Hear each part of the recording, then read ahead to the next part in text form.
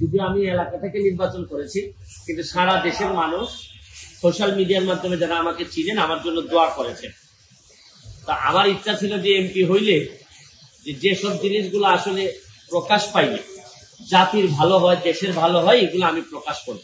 এরই ধারাবাহিকতায় আমি যে কাজটা করেছি এটা হচ্ছে কি, এমপি হওয়ার পর জননেত্রী শেখ হাসিনার যে সরকার, এই সরকার আমাকে যা যা দিয়েছেন আমি এগুলা প্রকাশ করেছি।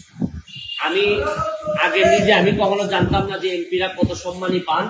আমি মনে করি এটা লুকানোর কিছু নাই, এটা বললে স্বচ্ছতা হয়। এটা আমি আমার বেতনের কথা বলেছি, আমি কত টাকা বরাদ্দ পেয়েছি।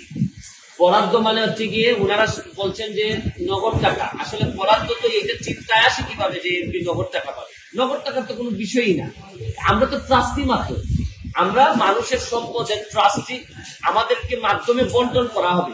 আমরা এই সম্পদের কোনো মালিকও না।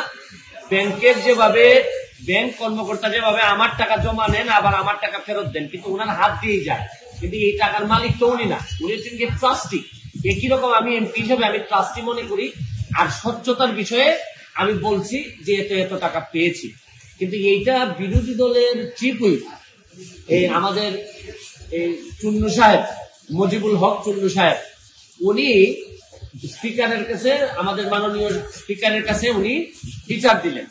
তো যেহেতু পয়েন্ট অফ অর্ডারে উনি বলেছেন, আমি উত্তর দেওয়ার সুযোগ পাই নাই।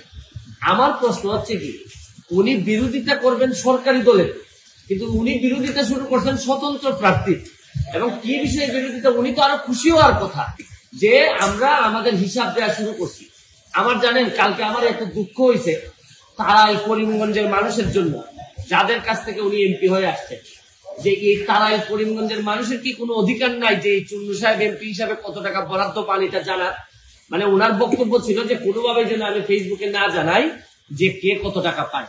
আরে আপনি জানেন যে এইবার মাননীয় প্রধানমন্ত্রী জননেত্রী শেখ হাসিনা আমাদের সবাইকে শাড়ি দিয়েছেন এলাকায় বন্টন করার জন্য। এই শাড়ি কি আমি প্রধানমন্ত্রীর উপহার কি আমি বলবো না? মানে আমি কি এটা লুকাই রাখবো? লুকাই রেখে কি আমার কি এটাকে আমি বিক্রি করে দিব? আমি বুঝলাম না স্বচ্ছতার মধ্যে প্রবলেমটা কোথায়। আমি যদি স্বচ্ছ হইতে চাই, আমি যদি যে বরাদ্দ পাই এটা যদি আমি বলে দিতে চাই, বলি জনগণকে, তো এখানের মধ্যে এমপি হিসাবে আমি অপরাধটা কি করলাম? আর আরেকটা জিনিস হচ্ছে কি, আমি বারবারই বলছি এমপি কিন্তু আমার পেশা না। আমার পেশা হচ্ছে কি বিং এ ব্যারিস্টার। আমি এখানে প্র্যাকটিস করি সুপ্রিম কোর্টের আইনজীবী হিসাবে। আর আমি কথা দিছি যে আমি এমপি হিসাবে একটা টাকা হারাম খাবো না, আমার রক্তের মধ্যে হারাম যাবে না। সুতরাং রাষ্ট্রের টাকা, জননেত্রী শেখ হাসিনার সরকারের টাকা, এটা যে টাকা আসবে এটা আমি সবার সামনে তুলে ধরবো। এখন আমার কেন জানি মনে হইতেছে যে মুজিবুল হক চুন্নু সাহেবের হয়তো আমি বলে দেওয়াতে সমস্যা হচ্ছে, যে উনার মনে হয় রাজনীতি করাটাই পেশা। এটা থেকেই উনি সবকিছু নির্বাহ করেন কিনা আমার জানা নাই, কারণ উনার আলাদা কোনো পেশা থাকলে এটা নিয়ে উনি কোনো চিন্তা করতেন না।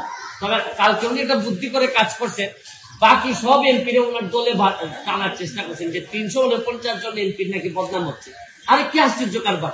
একটা মানুষ এমপি হওয়ার পর তার বরাদ্দ সে বলবে না যে আপনার জনগণের এই বরাদ্দ আসছে, আপনারা আপনারটা ভাগ করে নেবেন। এটার বলার মধ্যে শুনেন, এই মুজিবুল হক চুন্নু সাহেব সম্ভবত এই প্রথম বঙ্গবন্ধুর একজন আদর্শের সৈনিকের মুখোমুখি হয়েছেন। এর আগে হয়তো উনি ওইভাবে মিট করেননি, কারণ উনি তো হচ্ছেন গিয়ে একজন স্বৈরা শাসক এরশাদের নেতা।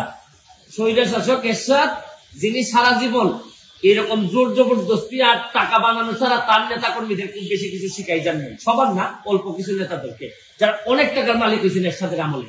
উনি তো এরশাদের স্বৈর শাসক এরশাদের একজন নেতা হয়ে উনি বঙ্গবন্ধুর আদর্শের সৈনিকের, প্রকৃত আদর্শের সৈনিকের মুখোমুখি এই প্রথম সংসদে হয়েছেন মনে হয়। এর আগে হয়তো তীব্রভাবে কারো মুখোমুখি হন নাই। এই জন্য উনার একটা গাত্রদাহ। আর এত গাত্রদাহ কিসে? আরে ভাই আমার টাকা এটা। আর আরেকটা বিষয়, আমি যে আমার এলাকায় বলছি যে আমি 29 কোটি টাকা পাইছি বরাদ্দ, আমি কি কোনো কথা মিথ্যা বলছি? মিথ্যা বললে উনি আমার বিরুদ্ধে ব্যবস্থা নেই। আমি বলতে পারবো না, মানে আমি বরাদ্দ পাইছি এটা আমি বলতে পারবো না আমার এলাকায়, মানে কি আমি কি চুরি করতে চাই? মানে বিষয়টা যদি হইতো যে আমি এই টাকা পাই নাই, আমার 25 কোটি টাকা দেওয়া হয়েছে রাস্তা বানানোর জন্য, এটা আমার বরাদ্দ, আমি বলে দিব কোথায় কোথায় রাস্তা হবে। আমাকে দেওয়া হয়েছে মসজিদ মন্দিরে টাকা দেওয়ার জন্য 2 কোটি, এটা আমার বরাদ্দ, আমার নামে আসবে, আমি এগুলা দিয়ে দিব কোথায় কোথায় বরাদ্দ। টিআর কাবিকা আসছে আমার নামে, আমি দিব কোথায় কোথায় বরাদ্দ দিয়ে দিব। আমার শুধু নিশ্চিত করতে হবে এই টাকাটা যেন আমি এবং আমার পরিবার খেয়ে না ফেলে, বা আমার লোকজন যেন খেয়ে না ফেলে। এইটার মধ্যে লুকালুকির কিছু আছে বলে আমার মনে হয়। টুন্নু সাহেব, আমি আপনার একটা কথা বলি, এর চেয়ে বড় বড় সাহেবদের সাথে আমার দেখা হয়েছে, তাও আমার চরিত্র বদলায়। আমি আমার যে কাজ বিশ্বাস করে করি, সত্যতার সাথে করার চেষ্টা করি, যতদিন করবো ততদিন এমপি থাকবো। এটাকে আমার বাপের পোস্ট নাকি যে সারা জীবন থাকা লাগবে এখানে? আমার যদি যোগ্যতা না থাকে, আমার চেয়ে ভালো লোক যদি আসে এমপি হবে। কিন্তু আমি যতদিন আছি ততদিন যেটা সাধারণ মানুষের, আমি টুন্নু সাহেবের কথা আমি এমপি হইনি। আমি এমপি হয়েছি আমার 7 লাখ মানুষের ভোটে এবং দোয়া এমপি হয়েছি এবং ল্যান্ডস্লাইড ভিক্টরি হয়েছে আমার। আমি আমার জনগণকে খুশি করার জন্য যা করব তাই করব। আমি এর বাইরে কোনোদিন যাওয়ার প্রশ্নই আসে না।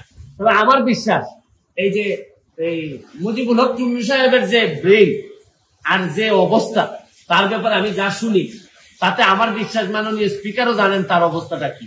যে তারে সে দল বক্তব্য দেয়, আমি বুঝতেই পারি না কি বিরোধী দলের লোক বক্তব্য দিচ্ছে নাকি না সরকারি দল বক্তব্য দিচ্ছে। মানে এমন ভাবে সরকারের মধ্যে ঢুকে আছে এই ভদ্রলোকের বিরুদ্ধে। আরে ভাই, সবসময় সরকারি দলের সাপোর্ট করার জন্য তো মাঝে মধ্যে বিরোধিতা করতে হয়।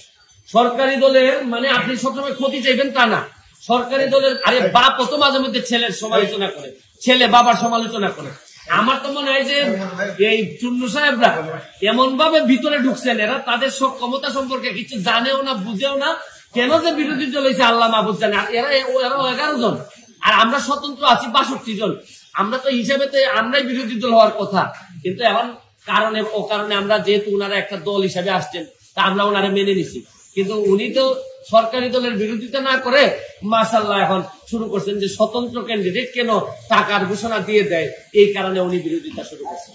আমার এখন তারাইলার করিমগঞ্জবাসীর জন্য আল্লাহর কাছে দোয়া করা ছাড়া আপাতত আর কোনো পথ নেই।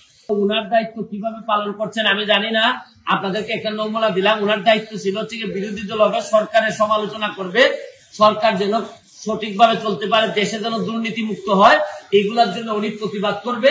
এটাই বিরোধী দলের দায়িত্ব বলে জানি। বিরোধী দলের দায়িত্ব যে স্বতন্ত্র, যে একটু ভালো কাজ করতে চায়, সৎ হইতে চায়, তারা যে চাপটি মারিয়া ধরে সংসদ থেকে বের করে দেওয়ার প্ল্যান করছেন, এইটা তো আমার জানা ছিল। আমার মনে হয় না এটা কোনো পৃথিবীর কোনো জায়গায় বিরোধী দলের দায়িত্ব এটা হইতে পারে, আমার এটা জানা।